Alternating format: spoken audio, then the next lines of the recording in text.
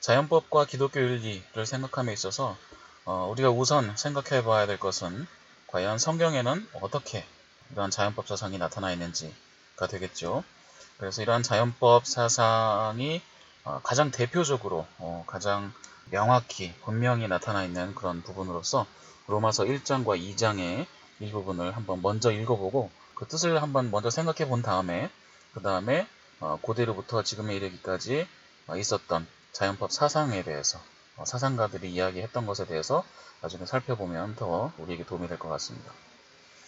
성경을 보시면 로마서 1장 18절에서 25절을 먼저 보시면 제가 한번 읽어보겠습니다. 하나님의 진노가 불의로 진리를 막는 사람들의 경건하지 않음과 불의에 대하여 하늘로부터 나타나나니 이는 하나님을 알만한 것이 그들의 속에 보임이라. 하나님께서 이를 그들에게 보이셨느니라. 창세로부터 그의 보이지 아니하는 것들 곧 그의 영원하신 능력과 신성이 그가 만드신 만물에 분명히 보여 알려졌나니 그러므로 그들이 핑계하지 못할지니라. 이렇게 되어 있죠. 여기서 중요한 이슈들 몇 가지가 등장을 하는데 일단 20절에 보시면 하나님이 만드신 만물에 분명히 뭔가가 보인다 라고 되어 있습니다. 만물 속에 분명히 뭔가가 보이고 있다. 즉 자연 안에 뭔가가 분명히 보여진다 라는 것이죠. 또 우리가 또 생각해 볼 것은 뭐냐면 19절에 제가 여기 줄쳐놓은 것처럼 알만한 것이 그리고 20절에 또 제가 줄쳐놓은 것처럼 알려졌나니 즉 자연 속에 무엇인가가 있는데 보여졌는데 숨겨졌거나 보여졌는데 그것이 우리가 알만하다는 겁니다. 인간이 알 수 있다는 거죠. 그러니까 인간이 알 수 있다는 것은 인간의 어떤 이성작용을 통해서 우리가 파악할 수 있다는 것입니다. 이것이 또한 자연법 사상에서 중요한 이슈가 되겠습니다. 인간이 알 수 있는가 없는가, 또한 어떤 식으로 아는가 이런 것들 잠시 후에 더 깊이 있게 얘기를 해보겠습니다만은 또 하나는 하나님께서 이를 그들에게 보이셨느니라 19절에 보시면 그래서 이것이 하나님의 의도적인 모든 사람들이 알기를 원하시는 그런 의도에 따라 그것이 그렇게 된 것인지 아니면 일부만 알기를 원하신 것인지 이것이 또한 중요한 이슈라고 볼 수 있겠습니다. 또 그 밑에 로마서 2장 14절에서 15절의 내용을 한번 보시면 율법 없는 이방인이 본성으로 율법의 일을 행할 때에는 이 사람은 율법이 없어도 자기가 자기에게 율법이 되나니 이런 이들은 그 양심이 증거가 되어 그 생각들이 서로 혹은 고발하며 혹은 변명하여 그 마음에 새긴 율법의 행위를 나타내느니라. 여기서 또 중요한 이슈는 뭐냐면 하나님께서 자연에 심어 놓으신 그러한 뭔가 하나님의 뜻 또는 뭔가의 법칙, 윤리, 원리, 도덕의 원리 이런 것들이 있다면 그것은 기독교를 믿지 않는 또는 하나님을 믿지 않는 사람이라고 하더라도 즉 율법이 없는 이방인이더라도 그 율법이 없는 이방인들이 자연을 보고서 그 뜻을 파악할 수 있었을 것이다 라고 하는 것입니다. 그래서 그렇기 때문에 심지어 하나님의 뜻을 배우지 않은 사람이라고 하더라도 여기 보시면 15절에 보시면 그 양심이 증거가 돼요. 즉 양심 때문에 그 정죄함이 있는 것이고 심지어 하나님의 율법을 공부하지 않았던 이방인들도 그들의 양심에 거리끼는 일을 행동을 했다면 그것은 충분히 하나님의 심판의 대상이 될 수 있다라는 이제 말씀이 여기 적혀 있는 것이죠. 그래서 복음을 전하지 않은 사람들, 이방인들, 영적인 이방인들 조차도 심판의 대상이 될 근거가 어디에 있는가? 그것은 자연법에 있다는 거죠. 예를 들어 누군가가 누구에게 무엇을 알려주고 그 알려준 대로 하지 않았을 때 우리가 책임을 물을 수 있는 거잖아요.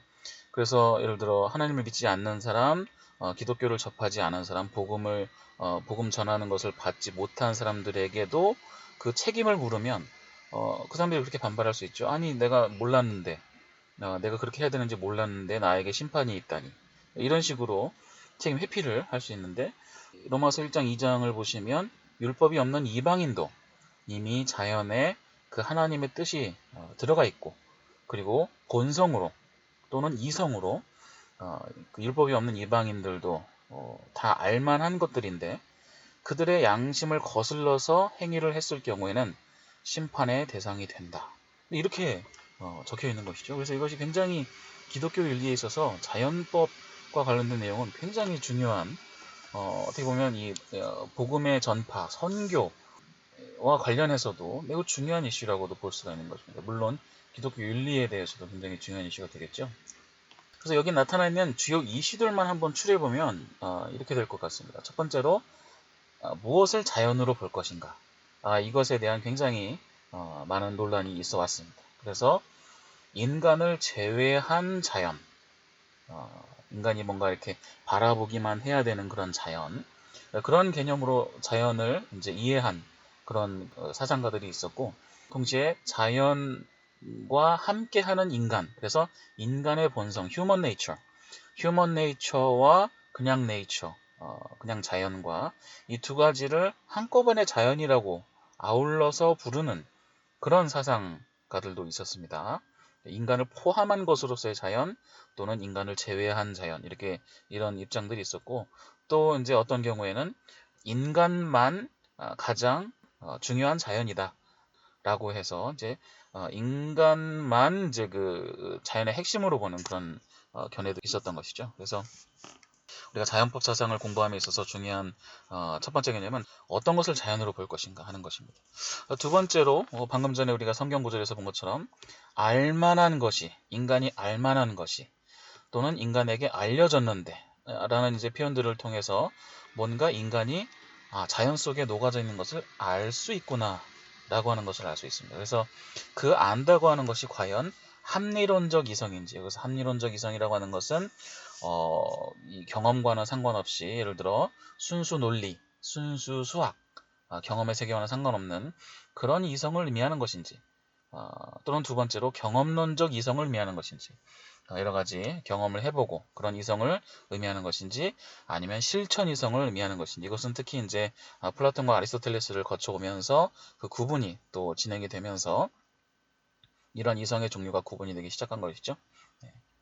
그러니까 이러한 어떤 그 이성을 의미하는 것인가, 이것도 중요한 이슈가 되겠습니다. 또 한 가지 중요한 이슈는 과연 자연법이 도덕법 내지는 하나님의 법과 어떠한 관계에 있는지가 중요한 이슈가 된다고 볼 수 있겠습니다. 과연 도덕법에 우선하는 것인지, 자연법이라는 것이, 여기 도덕법이라고 써 있는 것은 하나님의 법으로 또 치환해서 생각해도 좋겠습니다. 그래서 하나님의 법에 가장 근본이 된다는 것인지, 그러니까 여기서 우선이라는 것은 먼저 적용된다 그런 얘기가 아니라 그 이론적으로 가장 그게 더 근본이 된다는 그런 뜻입니다. 또는 하나님께서 명확하게 얘기하신 것과 같은 수준의 것인지, 왜냐하면 성경에는 우리가 발견할 수 없는 그런 이슈들이 있잖아요. 지금 우리 시대에 발견된 여러 가지 이슈들, 그런 것들을 이제 우리가 판단함에 있어서 하나님의 법, 도덕법과 동등한 수준으로 자연법을 우리가 적용할 것인지, 아니면 하나님의 법이나 도덕법과는 상관이 없는 것으로 볼 것인지, 이것 또한 굉장히 중요한 이슈가 된다고 볼 수 있겠습니다. 그리고 여기에서 이제 중요한 것은 바로 뭐냐면 기독교에서의 자연법의 위치. 그래서 하나님께서 자연에 그 법을 심어 놓으셨던 것, 그리고 인간에게 이성을 주셔서 그것을 해석하고 파악하게 하셨던 것. 과연 그런 것인가, 아니면 기독교와는 관련이 없는 것인가. 물론 지금 로마서의 그 내용을 보면 기독교와 관련이 없다고 볼 수는 없겠죠. 로마서에 있으니까. 하지만 또 잠시 후에 보실 그런 것처럼 어떤 역사적인 흐름의 맥락을 보았을 때 이 자연법 사상을 거부할 수밖에 없었던 그런 또한 그 교회사적인 맥락이 있는 것이거든요. 그래서 그 부분도 한번 눈여겨보도록 하겠습니다. 마지막으로 중요한 것은 이제 기독교 교리와 관련된 부분인데, 요 앞 슬라이드에서 로마서의 내용과 관련해서 생각해 보았던 것처럼 과연 영적으로 타락한 것, 간단히 말해서 죄에 대한 책임, 그 책임의 근거로서 자연법적인 것이 적용될 수 있는 것인가, 아니면 상관이 없는 것인가. 즉 죄가 죄인지도 모르고 그렇게 살았던 사람들에게 과연 심판의 책임을 물을 수 있는 것인가. 당연히 기독교를 접한 사람들에겐 책임을 물을 수 있죠. 그냥 잘못된 것은 잘못된 것이라고 기독교에서 가르쳤기 때문에, 그 사람들이 가르침을 받았기 때문에. 그래서 가르침을 받았는데 잘못했으면 책임을 져야 되는 것이죠. 하지만 복음을 듣지도 않았던 사람들, 아직 그 복음이 전해지지 않은 곳의 사람들이나 또는 과거의 사람들이나 이런 사람들, 그런 사람들에게도 심판의 책임을 물을 수 있는 것인가? 그것은 이제 자연법 사상을 통해서 물을 수 있다라고 볼 수가 있는 반면, 또한 관계가 없다라고 볼 수 있는 것이기 때문에 그 입장에 대해서도 잠시 후에 같이 생각해 보겠습니다.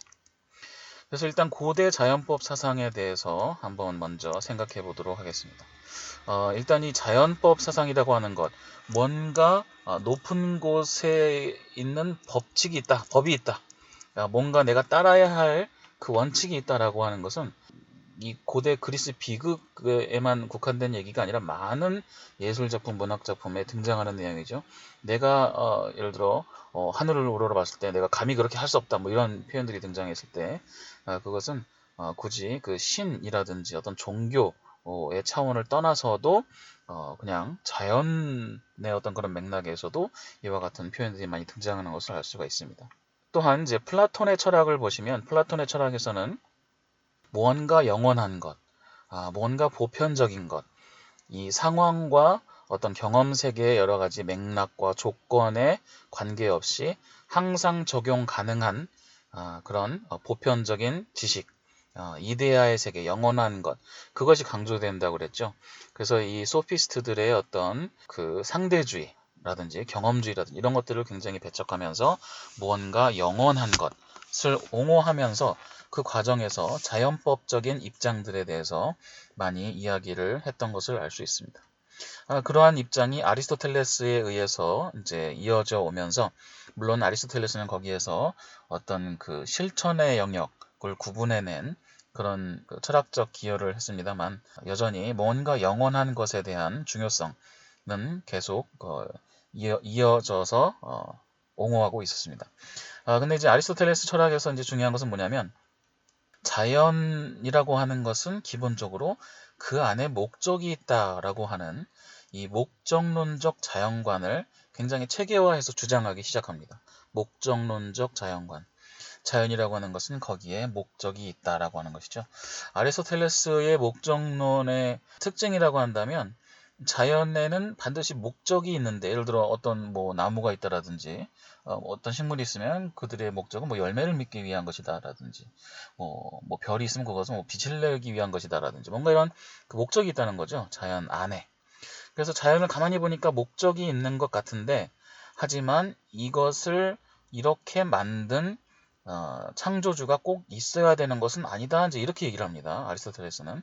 그래서 아리스토텔레스의 목적론의 이제 특징인데요, 자연 안의 목적에 대해서 굉장히 중요하게 주장을 했던 반면, 그것을 누가 심어놨을 필요는 없다라고 하는 뭔가 이제 그런 논리를 이제 제시하게 됩니다. 그렇기 때문에 인간에게 있어서도 중요한 것은 자연의 법칙을 깨닫는 것. 왜냐하면 그것은 목적론적으로 맞는 것이죠. 인간이 태어나서 사는 것도 거기에도 분명히 목적이 있을 것이기 때문에 그 목적을 찾아서 그 목적에 맞게끔 사는 것이 가장 좋은 삶이고 행복한 삶이다 라고 하는 목적론적 윤리와 목적론적 행복론에 대해서 이제 주장을 하게 된 것입니다. 네, 그래서 이제 예를 들어 뭐 잘 아시는 목적이 이끄는 삶 이런 책 있잖아요. 그런 기본적인 논리가 이제 가장 체계적으로 최초로 제시된 그 사상가이기 때문에 그건 이제 아리스토텔레스가 되겠습니다. 그 이후에 이제 스토아 철학자들의 경우도 약간 이제 아리스토텔레스와는 다릅니다만, 기본적으로 자연에 따라서 이 미덕을 발견해서 사는 것이 중요한데, 그것은 이제 바로 뭐냐면 인간의 본성 안에 심기어진 어떤 이성적인 작용, 그 이성적인 작용, 지적인 작용을 최대한 추구하는 것이 바로 자연에 따라서 사는 것이기 때문에, 이 스토아 철학자들에게 있어서는 자연법적인 그런 입장이었습니다만은, 그것은 바로 인간의 이성에 따라서 사는 삶, 그런 이제 결론을 도출하게 되는 근거가 되는 것이죠. 스토아 철학자들에게 있어서 자연법적 사상이라는 것은 그러한 결론의 근거가 되는 것입니다. 또한 2세기경에 이제 키케로에 의해서는 이와 같이 주장이 되었는데, 진정한 법이라고 하는 것은 자연과 일치하는 인간의 이성이다. 그러니까 인간의 어떤 이성적 판단이 자연과 일치할 때, 그러할 때 비로소 진정한 법을 우리가 발견할 수 있다고 이렇게 주장을 하였는데, 여기서 중요한 것은 이제 뭐냐면, 이 자연법 사상에 근거해서 이 윤리적 보편주의를 주장하게 되었다는 것이죠. 그래서 우리가 이 자연에서 발굴한 그런 윤리적인 원리는 보편적으로 모든 사람에게 적용되어야 하는 것이고, 이것은 시대나 맥락에 따라 바뀔 수 없는 것이고, 모든 사람에게 적용되어야 된다는 것이죠. 예를 들면 살인을 하면 안 된다라든지 등등등, 이런 것들은 자연법에 근거해서 이것은 보편적이다, 그리고 변하지 않는다라는 것입니다. 그래서 여기서 우리가 얻을 수 있는 것은 우리가 반드시 해야 되는 그런 명령들, commands, 그리고 우리가 해서는 안 되는 prohibition들, 금지들. 그래서 반드시 해야 되는 것, 그리고 해서는 안 되는 것이 자연을 통해서 조출된다라고 보았던 것입니다. 이와 같은 그 고대의 자연법 사상은 이제 그 사도와 초대교부들에 의해서 이렇게 이어져 오게 되는데요. 사도에 의해서는 우리가 첫 슬라이드에서 본 것처럼 바울 사도에 의해서 특히 로마서 1장, 2장의 내용을 통해서 어떤 그 이방인들의 죄에 대한 책임의 근거로서 자연법 사상이 제시되는 것입니다. 특히 그리스 로마 철학과 문화에 아주 깊은 이해를 가지고 있었던 바울이 이와 같은 글을 썼다고 하는 것은 그 당시에 팽배했던 이런 자연법적인 입장을 반영해서 이러한 내용을 썼다고 볼 수가 있는 것이죠. 또 5세기에 존 크리소스톰의 경우는 자연법을, 여기 NL이라고 한 것은 내추럴로를 의미하는데 여기 하도 자주 등장을 해서 그냥 간단히 NL이라고 적었습니다. 그래서 이 자연법이라고 하는 것은 하나님께서 인간에게 심어 놓으신 것인데, 그것은 어떠한 세상의 세속적인 법이나 제도보다 더 이전하는 것이다. 하나님이 심어 놓으신 자연법은 모든 세상의 법이나 제도보다 그 우선적으로 먼저 있었던 것이다 라고 하는 주장을 하게 되는데, 이것은 나중에 근세를 통해서 나타나게 되는 여러 가지 사회계약설이라든지 그 전조라고 볼 수가 있는 것이죠. 그래서 사회계약이 필요하게 된 그 시점보다 그 이전에 이미 자연에는 자연의 법이 있었다라고 하는 것이죠. 그와 같은 주장을 이미 5세기에 크리소스톰이 했던 것입니다. 그리고 기독교적인 맥락에서 이것은 어떤 의미가 있냐면, 비단 로마서뿐만 아니라 아모스서 1장 등을 보시면 이방인들의 죄와 심판의 근거가 된다는 것이죠. 이방인들이 하나님 보시기에 좋지 않은 일을 했으므로 심판을 받을 것이다 하는 내용이 아모스나 이제 그 소선지서에 많이 등장을 하게 되는데, 그 근거가 뭐냐는 거죠. 이들은 하나님을 믿는 사람들도 아닌데, 예를 들어 이스라엘 백성도 아닌데 하나님께서 이들을 심판하신다니.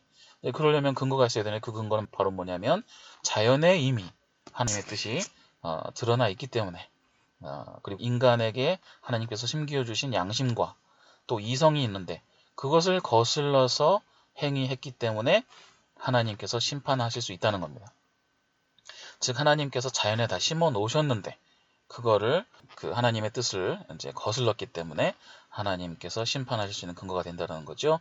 그래서 이와 같은 또 비슷한 맥락의 이야기, 특히 하나님의 뜻을 창조에 다 심어 놓으셨다. 그래서 창조를 통해서 하나님의 뜻이 드러난다라고 하는 것이 이 집회서라고 하는 것인데요. 이 집회서는 지금 우리 성경 66권에 들어가 있지 않고 이 매경에 들어가 있는 책인데, 그 집회서 39장 21절을 보시면 그와 같은 내용이 또 있다라고 하는 것입니다.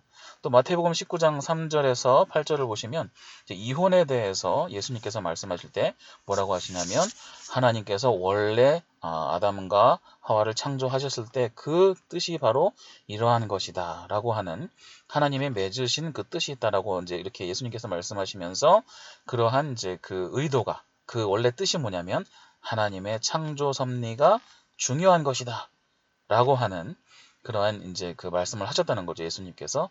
그렇기 때문에 창조 당시에 이미 하나님의 뜻이 들어가 있었으므로 자연을 통해서 우리가 배우는 것은 굉장히 중요한 어떤 그 윤리적인 기준이 된다라고 이제 본 것입니다. 이 초대 교부들은 아니었습니다만, 이와 동시대에 이 세속적인 분야에서는 마찬가지로 자연법 사상이 계속 발전을 하고 있었는데, 특히 로마의 일반 법률가들에 의해서 기본적인 법적인 근거의 개념들이 성립되기 시작했습니다. 예를 들면 재산권이라든지 정당방위라든지 약속을 했으면 지켜야 된다라든지 뭐 이런 그 보편적인 윤리적이고 법적인 의무들에 대한 개념이 계속 이제 발달하고 있었던 것이고, 무엇보다 인권의 개념, 이 인권이라고 하는 개념은 굉장히 어려운 개념인데요. 그 근거를 찾는 것이 쉽지 않기 때문에 그렇습니다. 근데 이 인권의 근거를 자연법 사상에서 이렇게 찾아내서 이 인권의 개념을 이제 더 개발시키기 시작했던 것입니다. 그러니까 이게 이제 요 시기라고 볼 수가 있는 거죠. 그러면서 이제 점점 여기에서는 또 무엇의 전조가 나타나게 되냐면, 어떤 그 종교적인 입장에서의 자연법과 순수히 그 종교와는 상관이 없는 그냥 인간이 스스로 알아내서 인간에게 적용하는 그런 인간의 법으로서의 자연법에 대한 어떤 그 구분이 특히 이제 시작이 된다는 것이, 이게 나중에 이제 그 근세에 들어서 이제 칸트에 대해서 완전히 이것이 이제 구분이 되었습니다만은, 그래서 그 이후에 이제 우리 시대에서는 이제 자연법에 대해서 잘 이야기를 하지 않는 그런 경향이 있죠. 그것도 잠시 후에 또 이야기를 나누겠습니다. 그리고 이제 중요한 것은 바로 뭐냐면, 이제 4세기 5세기에 어거스틴에 의해서 이 자연법이 굉장히 중요한 하나님의 뜻으로 이렇게 해석이 되는데, 여기서 중요한 것은 뭐냐면, 자연법이 하나님의 뜻의 통로가 된다라고 하는 것을 인정했다는 것은 중요한데, 여기서 또 주목할 만한 것은 바로 뭐냐면, 하나님의 이성적 판단이기도 하고 동시에 하나님의 의지이기도 하다라고 하면서 divine reason이기도 하고 the will of God이라고 하기도 하면서, 이것을 그 reason과 will 사이에 구분을 두지 않았다는 것이죠. 즉 이성적인 그런 작용과 의지적인 작용에 대해서 구분을 두지 않았던 그런 특징이 있는데, 이러한 구분이 나중에 중요한 논란의 지점이 되는 것입니다. 중세로 넘어와 보겠습니다. 중세의 자연법 사상을 보시면 12세기에 라온의 안셈은 자연법이라고 하는 것은 인간의 이성에 기본적으로 내재되어 있는 것인데, 이러한 자연법은 하나님의 법, divine law, 하나님의 법을 보충하는 것이고, 그리고 이러한 자연법은 황금률이라고 하는 것에 황금률에 잘 요약이 되어 있다. 이것은 당연한 모든 사람에게 보편적으로 적용되어야 되는 그런 법으로서 잘 요약이 될 수 있다라고 이렇게 정의를 내리고 옹호를 한 것이죠.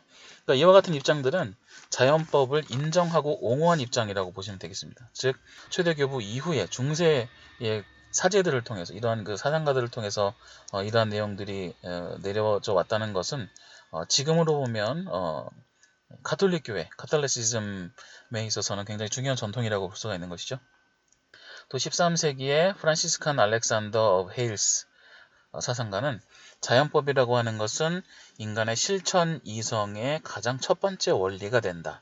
그래서 근데 그 실천 이성은 인간의 마음에 이미 내재되어 있는 것이고, 그리고 이러한 실천 이성은 동물과 우리가 또 같이 공유하는 것이다. 즉 동물도 자연법에 따라서, 그들이 자연법에 따라서 다 알아서 하지 않는가, 모든 행동을 할 때 그와 마찬가지로 인간도 동물과 같이 실천적인 이성, 무엇을 어떻게 해야 되는지 그런 판단하는 이성이 있죠. 행동을 판단하는 그런 이성, 내가 무엇을 어떻게 해야 될 것인가 하는 이성, 그게 실천 이성인데, 예를 들어 뭐 수학적 문제를 풀 때 쓰는 그런 이성 말고 내가 무엇을 해야 될 때 그것을 생각하는 그런 이성이 실천 이성인데, 그런 실천 이성의 가장 근본적인 원칙이 바로 자연법 안에 녹아져 들어가 있다라고 이제 주장을 한 것입니다.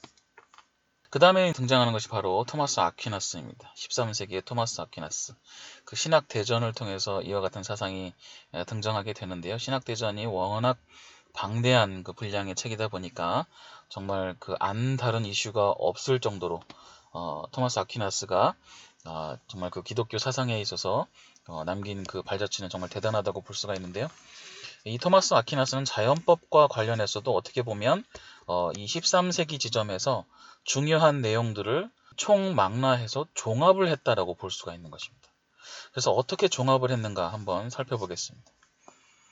종합을 한 것은 기본적으로 앞서서 우리가 살펴보았던 이 스토아주의, 그리고 이제 키케로, 아리스토텔레스, 초대 교부들, 그리고 일반 그 세속적인 그런 법률가들의 입장들, 그리고 또 성경에 나타내는 그런 주제들을 자연법 사상의 그 테두리 안에서 뭔가 종합을 하려고 했던 것이죠. 또한 토마스 아퀴나스는 잘 알려진 바와 같이 아리스토텔레스주의자입니다. 그래서 아리스토텔레스의 철학을 기독교 사상을 정립함에 있어서 많이 활용했던 것이죠. 그래서 이제 기본적으로 토마스 아퀴나스에게 있어서 자연법이라고 하는 것은 우리 기독교의 윤리적인 가르침에 대한 이유를 제공한다라고 정리를 했습니다. 네, 자연법은 그 이유를 제공하는 것이다. 그래서 그리스도인들에게 있어서 중요한 것은 일단 하나님의 법칙을 먼저 배우고, 예를 들어 성경 등에 나타난 어떤 것은 해야 되고 어떤 것은 하지 말아야 되는 것, 그것을 먼저 배우고 그 다음에 자연법을 통해서 왜 그러야 되고 왜 그러지 말아야 되는지에 대해서 그 이유를 우리가 찾아낼 수 있다는 것입니다.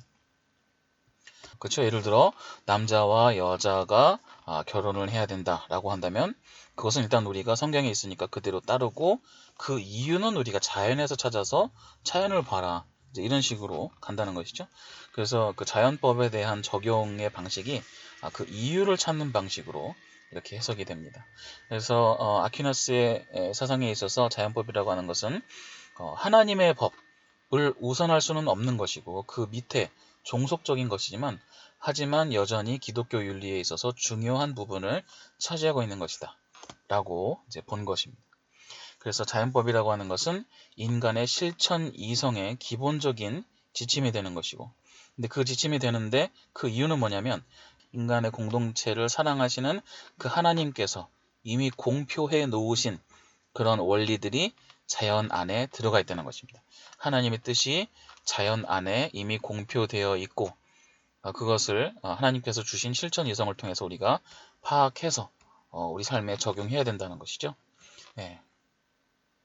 그리고 앞서 말씀드린 바와 같이 토마스 아퀴나스는 아리스토텔레스의 철학을 기본적으로 많이 활용했기 때문에 아리스토텔레스의 목적론적 자연법 사상, 목적론적 윤리적인 입장의 관점에서도 또 굉장히 많은 중요한 주장을 하게 되는데, 이것은 뭐냐면 인간은 기본적으로 이성적 존재인데 그런 이성적 존재를 통해서 하나님의 영원한 법에 참여하는 것이 기본적으로 인간 삶의 목적이기 때문에 그것을 자연법이 가능하게 하는 것이다 라고 하는 것입니다. 그래서 자연법이라고 하는 것은 인간의 창조된, 인간이 살아가는 목적, 그 목적을 이루게 하는, 이루는 과정에서 하나님의 뜻을 알게 하는 그런 것이 되는 것이죠. 그래서 이 토마스 아퀴나스에게 있어서 모든 부도덕이 그렇지는 않지만 일부 부도덕은, 이것은 성경을 볼 필요도 없이, 물론 성경에도 그렇게 나와 있습니다만 성경을 볼 필요도 없이 이것은 자연법을 위배하는 것이기 때문에 이것은 죄다라고 보는 것이죠. 일부 부도덕은 성경에도 그렇게 되어 있지만 성경을 안 보더라도 이미 자연법에 되어 있기 때문에 이것은 죄다. 예를 들면 거짓말하는 것, 이것은 인간의 기본적인 양심이라든지 어떤 기본적인 그 신뢰에 대한 그런 기대라든지 그런 것들을 위배하는, 거스르는 것이기 때문에, 기본적인 자연 상태를 거스르는 것이기 때문에 죄다라는 거죠. 또 인판 밥티즘은 죄라고 봤는데, 부도덕한 것으로 봤는데 유아 세례인 거죠. 왜냐하면 기본적으로 유아에게 있어서는 부모의 어떤 그 다스려야 하는 그런 의무와 권리, 그런 것들이 있는데 만약에 부모의 뜻과 상관없이 유아 세례가 주어진다면 그것은 잘못된 것이다라고 하는 것입니다. 또 기본적으로 생존의 욕구가 있고 계속 생존과 유지를 하려고 하는 모든 자연과 동식물과 인간을 봤을 때 자살이라고 하는 것은 자연적인 그런 법칙에 맞지 않는 것이죠. 그래서 이것은 죄다라는 것입니다. 또 뭐 등등등 여기 나와 있는 이런 예들이 그런 그 기본적으로 기본적인 방침에 맞지 않기 때문에 그런 죄다라고 보는 것이, 여러 가지 자연적인 상황에서 나타나는 것과 맞지 않기 때문에 죄다라고 보는 것입니다.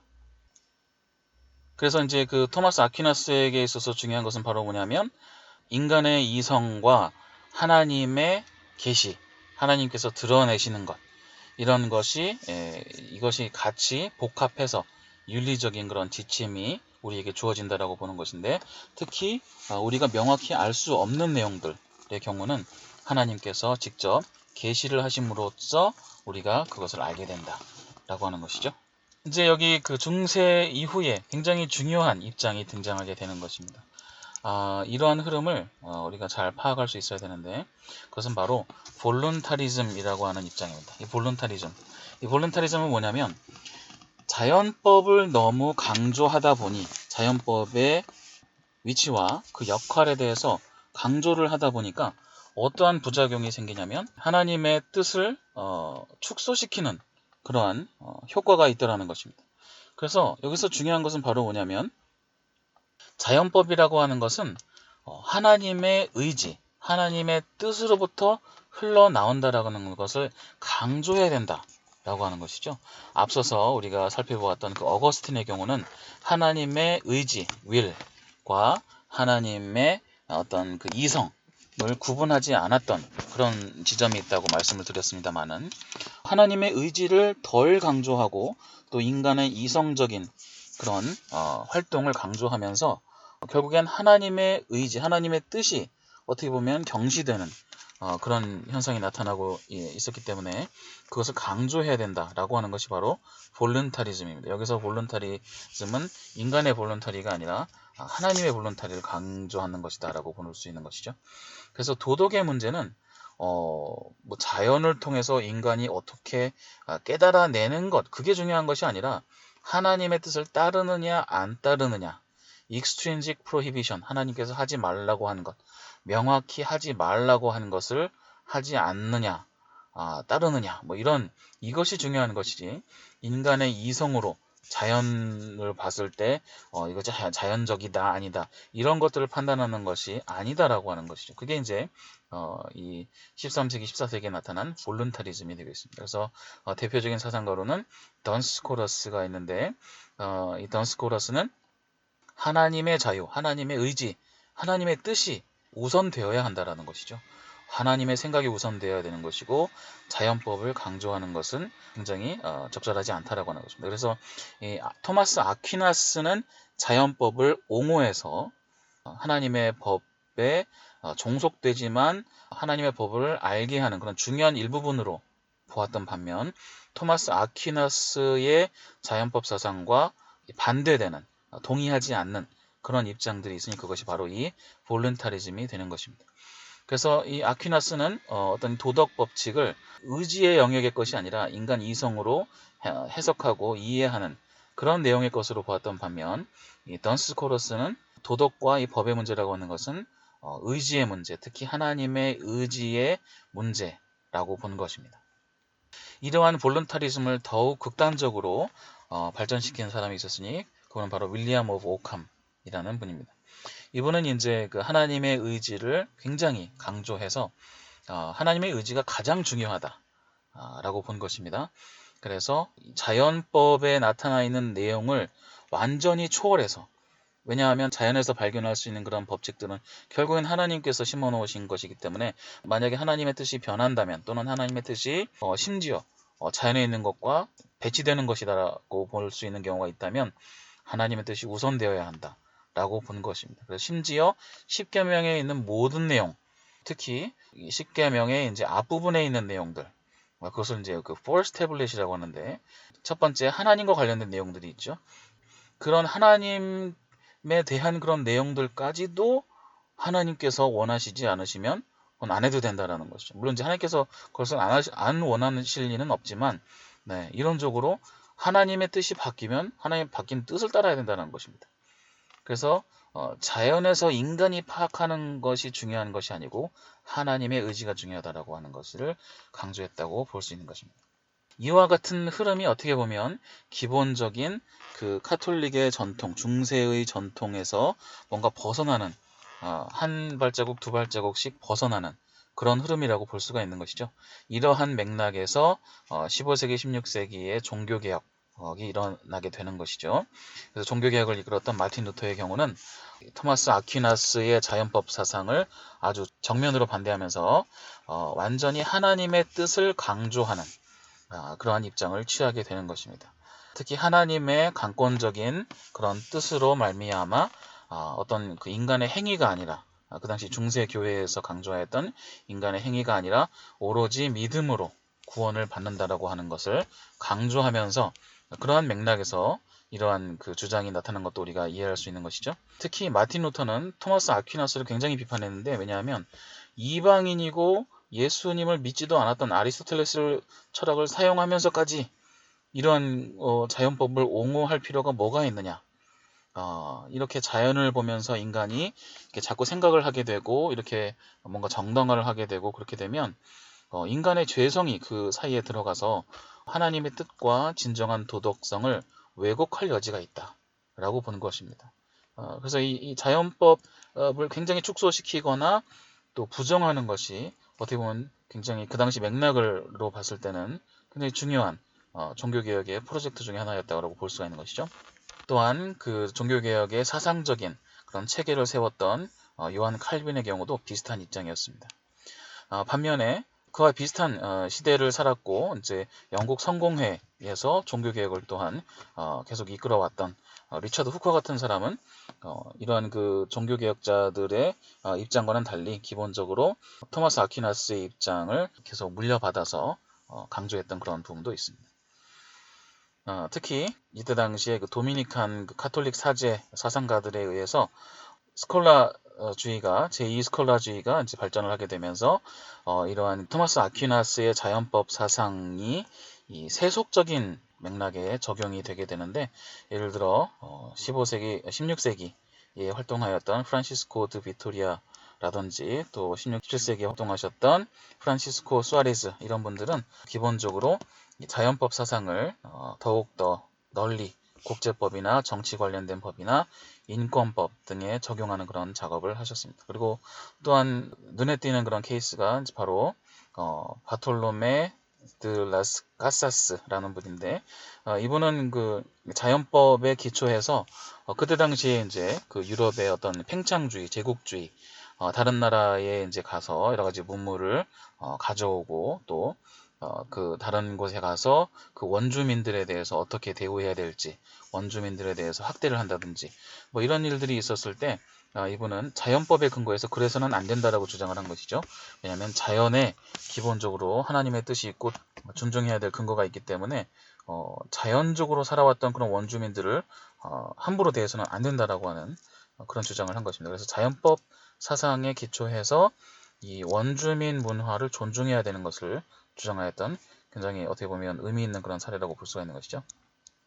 그래서 이 중간 지나가면서 이슈에 대해서 한 가지 이제 생각을 해보면 뭐 지금도 이제 논란이 되는 이슈입니다만은 특히 가톨릭에서 이슈가 많이 됩니다만은 artificial birth control, 한국말로는 피임이라고 이제 할 수도 있는 것인데, 이것이 과연 죄인가 아닌가?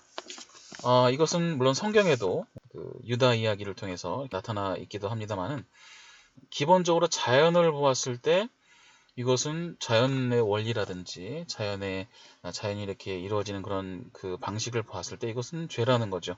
특히 가톨릭에서 바울 6세 교황이 이 artificial birth control은 기본적으로 내재적으로 죄다 라고 규정을 했고, 이와 같은 입장이 그 이후의 교황들에 의해서 그 이론과 이유들은 조금씩 달랐습니다만 계속 이어져 왔던 것을 볼 수 있습니다. 그래서 자연법 사상에 따라서 지금까지도 영향을 주는 이슈 중에 한 가지가 바로 이것이라고 볼 수 있겠습니다. 기본적인 성적인 활동이나 이런 것들의 목적과 방식에 맞지 않는다는 것이죠. 그것을 위배한다는 것입니다. 자연을 거슬른다는 것입니다. 그래서 이것이 잘못되었다라고 보는 것이죠. 그래서 이제 지금의 또는 최근에 들어 현대 자연법 사상은 그러면 어떻게 이어져 왔는지, 어떤 논란이 있는지에 대해서 한번 생각을 해보도록 하겠습니다.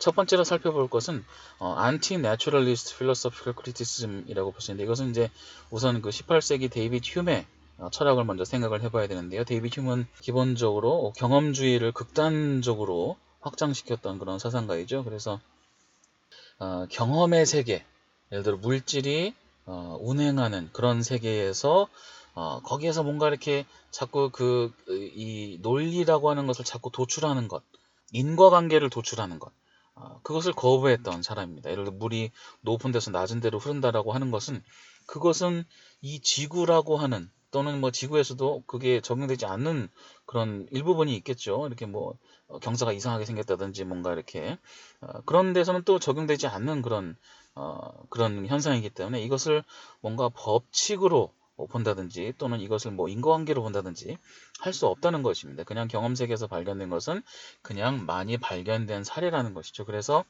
경험 세계에서 즉 디스크립티브한 그런 영역에서 설명하고 우리가 보는 관찰하는 영역에서 어떻게 해야 한다라고 하는 그 프레스크립티브한 그런 영역 그것을 끄집어내는 것을 기본적으로 반대했던 그런 사상가입니다. 그것은 그렇게 하면 안 된다는 것이고 단순히 우리가 예측할 수 있는데 그 예측도 틀릴 수 있는 것이지 기본적으로 반드시 그렇게 되리라는 보장이 없다는 거죠.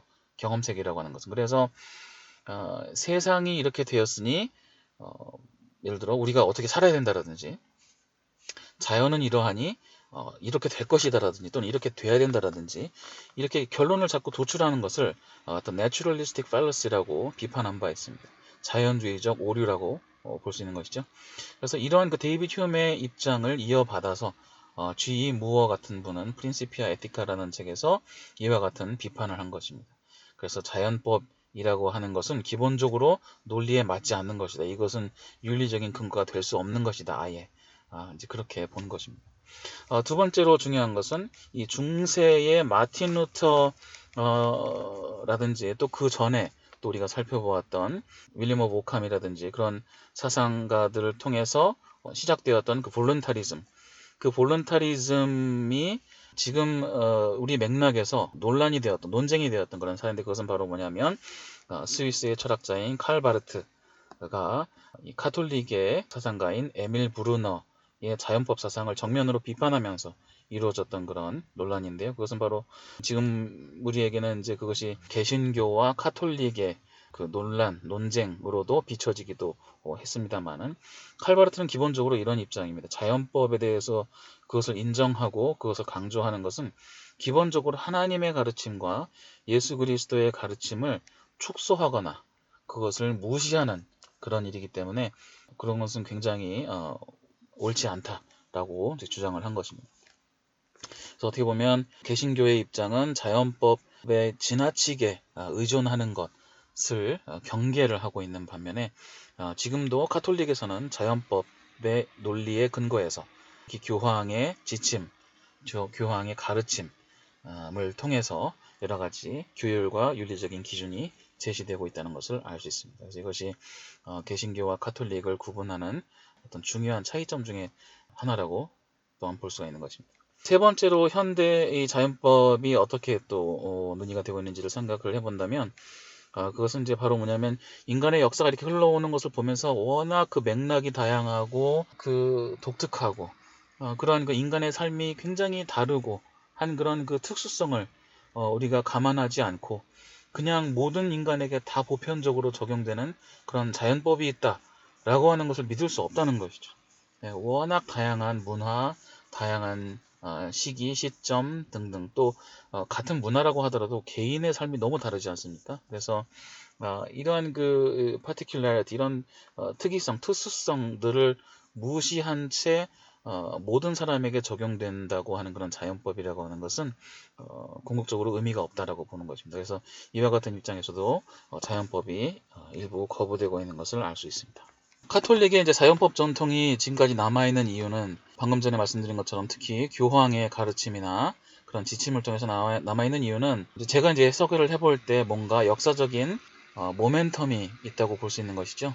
예를 들어 초대교회 때부터 기독교 교리를 정립하고 기독교 사상을 이렇게 변증해오고 그 근거를 찾고 하는 과정을 하지 않았습니까? 그런 맥락에서 자연스럽게 그리스 로마 철학 사상을 끌어다 사용하면서 이런 자연법 사상도 자연스럽게 녹아들었던 것이고 또 지금의 교황이라든지 지금의 가톨릭에서도 그렇게 해왔던 과거를 무시할 수 없는 것이죠. 그렇게 무시하면 완전히 단절돼 버리는 것이고 그렇게 되면 종교개혁자들과 달라질 것이 없다고 볼 수도 있는 것이고 뭔가 그렇기 때문에 이러한 역사적인 흐름, 이런 연속성에서 아마 이 자연법을 계속 활용할 수밖에 없는 그들의 역사적인 그런 맥락이 있지 않나 생각을 해볼 수 있는 것입니다. 이거는 오로지 저의 해석입니다. 그리고 이제 자연법 사상에 근거한 사례들이 있는데, 그래서 그럼 자연법이 그럼 다 무시된 것이냐? 그건 아니라는 거죠. 예를 들어 1946년에 2차 세계대전 이후에 나치 전쟁 범죄자들을 재판했던 그 누렌버그 재판에서도 굉장히 중요한 근거로 사용된 것이 바로 이 자연법 사상이라는 것입니다. 왜냐하면 다른 나라가 다른 나라를 쳐들어간 것이기 때문에 어떤 나라의 특정 법을 적용할 수 없는 것이죠. 그래서 이러한 경우에는 인간에게 보편적으로 적용되는 자연법을 적용할 수밖에 없는 그런 맥락이라고도 볼 수가 있는 것입니다. 또한 1948년에 제정된 UN 인권 헌장, 이것도 굉장히 중요한 헌장입니다. 그래서 이 헌장에 근거해서 지금도 UN에서 많은 인권 관련된 활동들을 하고 사찰단도 보내고 또 많은 제언도 하고 나라에다가 제언서도 보내고 이제 하는 것을 알 수 있습니다. 또한 이제 이 마틴 루터 킹 주니어의 버밍햄 감옥에서의 편지라고 하는 글을 보면 이 어거스틴의 명언을 활용해서 하고 있는데, 예를 들어 불의한 법은 아예 법이 아니다 라고 하는 그러한 그 명언, 즉 불의한 세상의 법은 자연법에 따라서 봤을 때 불의한 것이기 때문에 그것은 법이 아예 아니다라고 했던 그런 내용을 이제 썼던 것을 볼 수가 있는 것이죠. 그래서 그때 당시 인종차별을 반대해서 사회운동을 했던 마틴 루터 킹 주니어의 입장에서는 그때 당시 있었던 인종차별 관련된 관습이나 또 그것을 반대해서 운동을 했는데 자신을 감옥에 넣는다든지 하는 그런 법은 온당하지 않다고 보았던 것이죠. 그래서 지금 맥락에서도 여전히 인권이라든지 국제관계, 한 나라의 법이 다른 나라에 적용되기 어렵기 때문에 국제관계 또는 생태윤리도 마찬가지죠. 자연 생태라고 하는 것이 나라의 국경에 따라서 자연이 달라지는 게 아니고 다 연결되어 있지 않습니까? 그래서 이 생태윤리 이런 것들에 대한 근거를 제공함에 있어서 자연법은 여전히 유효하다고 볼 수가 있고, 더 나아가서 우리에게 주어진 과제는 바로 뭐냐면 앞서서 살펴본 바와 같이 기독교의 핵심 교리, 즉 심판의 근거로서 자연에 하나님의 뜻이 들어가 있는 것, 그것을 우리가 인정할 것인가. 또 한 가지는 하나님과 예수님의 가르침과 또 자연에서 우리가 찾아내는 그런 법칙 간의 균형, 우리가 어떻게 볼 것인가. 초기 종교개혁자들처럼 아예 자연법을 무시해버릴 것인가, 아니면 둘 사이의 균형을 둘 것인가 하는 것이 여전히 우리에게 남아있는 그런 과제라고 볼 수 있겠습니다.